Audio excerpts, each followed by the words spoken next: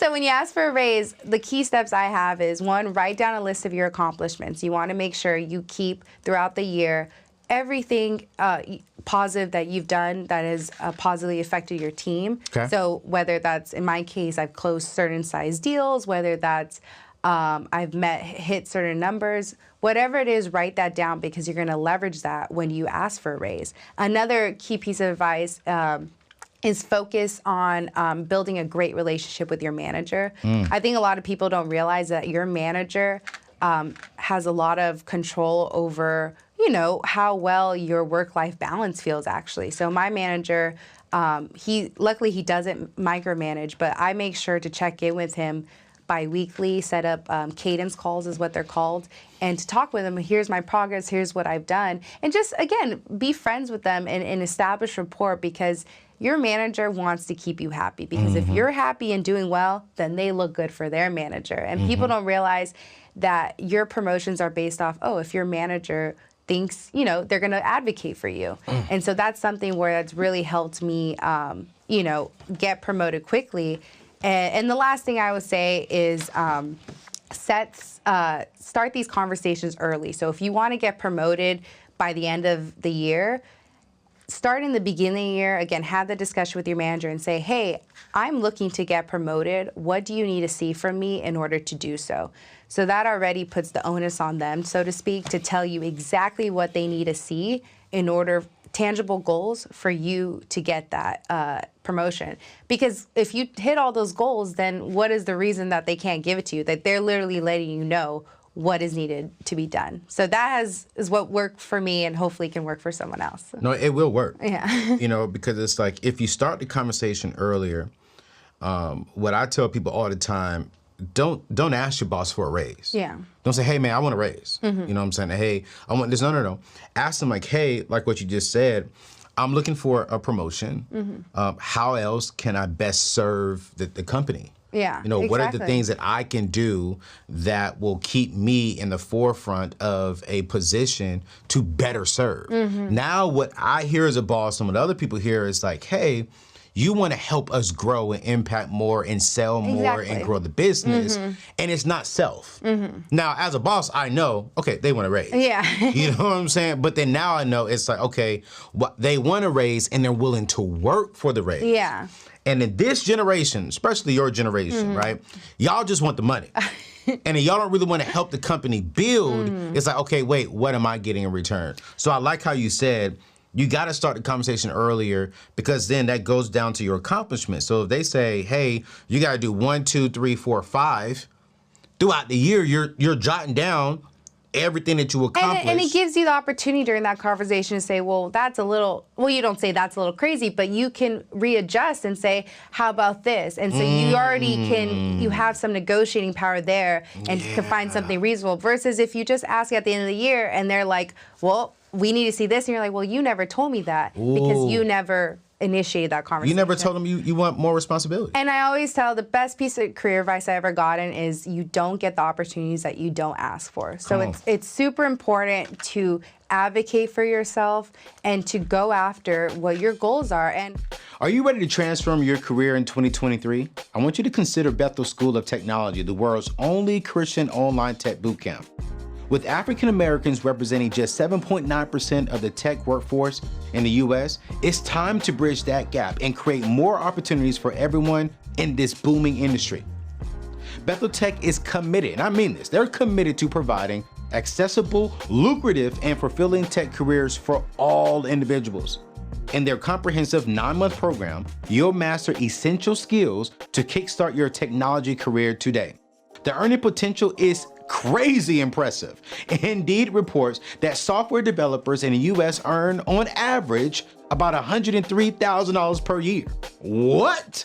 Choose from programs like cybersecurity and UI UX design and ignite your tech career with passion and with purpose. Forget about accumulating and racking up debt and invest just 9 months to revolutionize the next 9 years of your professional life. Embrace your potential with Bethel Tech and achieve your career aspirations today. Hey, visit anthonyoneal.com/Bethel or click the link in today's show notes to register and take the first step towards a bright future in technology. Hey, talking about a bright future, let's get back to today's show. I have a little bit of a long story, but I think a very important one is I'll never forget last year I actually switched teams. So I had gone to internally I got to move teams because my company was reorging, and so with that I had a new manager. Okay. And I had come off a great year. I had done really well, but now with this new team, it was a new manager. I was selling a new product in a new territory, and so with my new manager, I was like, well, I want to. My company was giving out raises. I was like, let me ask for a raise. And the manager, he basically said no. He was like, we'll talk about that later. And to his, defense, like he didn't know how I worked. I listed out my accomplishments, but again, he just didn't know me well. Yeah. And at the time, again, I had a new product, and I was worried. I was like, if I continue on with this, I am not going to be successful. So that was my chance. I was like, I need to leave. I need to find a new job because I'm miserable here. Everyone was telling me, if you stay here with what you're given, you're not going to sell much, unfortunately. So that's why I tell people, it's like, if you need to move jobs, definitely. So anyways, I go and I apply to jobs, and I hear back pretty quickly. And during the job interviews, by the way, if you're applying to jobs, do not be afraid to ask the recruiter what types of questions they ask and how to best prepare. Absolutely. Because one recruiter literally told me the exact questions that the interviewers were going to ask. He said, the interviewer tomorrow is going to ask you these 3 questions. So prepare for those. And sure enough, exactly those 3, I was well prepared. So I was killing every interview. I did a great job to the point where before the final round, the recruiter told me, he said, we're likely going to extend you an offer, and the offer is going to be this. So he said, at the time I was making $95K base, 171 OT. So I could have made up to 171K. This offer was going to be 120K base and 200K OT. So I was like, oh my God, I'm gonna be able to make 200,000 in a year. Like, this is amazing. So I was so excited. But fast forward to that interview, and all of a sudden, I just felt something was off, and I didn't get it. And I was like, I didn't do horribly in the interview, but I didn't get the offer. So I was in a position now where I was unhappy with my job. I wasn't going to sell enough. I didn't get my raise, and I was just miserable. 2 weeks after I got denied for that job, someone reached out to me internally in my company, and she said, hey, I am taking over these accounts you had last year. Can you tell me a little bit about them? And I said, these accounts, like, whose team are you on? Like, these were my accounts. Like, how did you, why are you now the seller? And she said, this guy, Mark, let's just say, Mark is my boss. And I said, Mark, that was the very first manager who hired me. Like, I love Mark. I was like, is he hiring again? And so she's like, yeah, you should talk to him. So I talked to Mark, my very first manager, and he said, Astrid, it's so great to see the growth that you've had over the past few years. I've watched from afar because we're in the same business. I would love to have you on my team. Wow. And so I was able 2 weeks later to make the change to a manager that really saw the potential in me and loved me. And then I decided, again, staying focused to the goals. Again, I'm getting to the point of the story. Yeah. I said, hey, I already asked for a raise, but I really want that raise. Let me try again now that I have my new manager, or Mark now as my manager. So I asked Mark, I said, hey, I would really like, and I threw a crazy number. I said, I would love a 15% raise, and these are the reasons why. And Mark told me, he said, a raise, I already put you down for a promotion. And that promotion came with a 27% increase. God.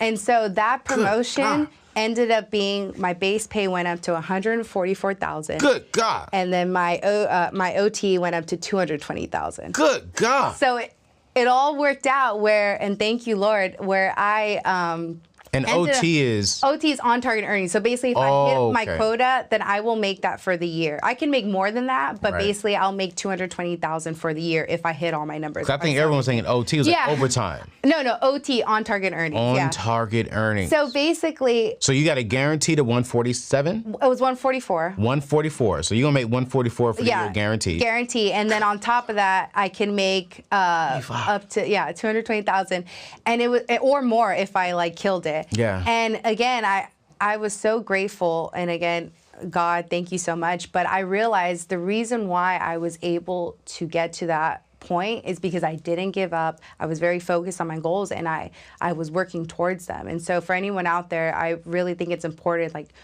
keep pursuing what you want, write it out, manifest it, whatever you want to call it, speak it into existence, because you never know what's going to happen. And again, I didn't get that offer from that other job, but the fact that I knew what it was going to be, and then that opportunity went away, and this one came up. And what's even crazier is that with all the tech layoffs coming up, that company actually just announced a pretty big layoff, and that possibly could have been me. So I'm very grateful to be where I am today, and it all worked out. But I think it worked out because I was just actively pursuing those goals. And, I think another thing that it worked out for you was, you probably didn't even know this, as a Christian, right? I hear you steward your relationships well. So it's like you treat people with kindness.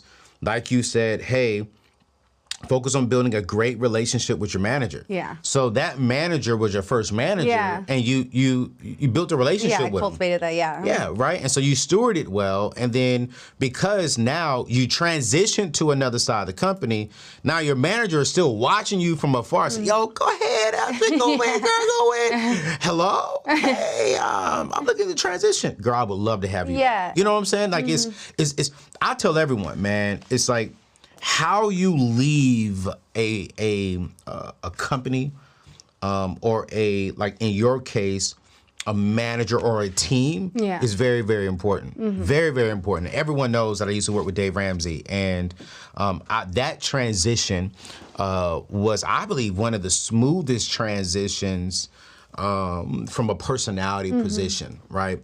He and I embraced each other and hugged each other on our one of our last conversations, because we both went to see each other win. And I didn't leave throwing up a fight or a fist, and he didn't throw me out the building and lock the doors, and it's like, because of that, transitioning is always important. I believe how you transition from one impacts how you transition to your next season.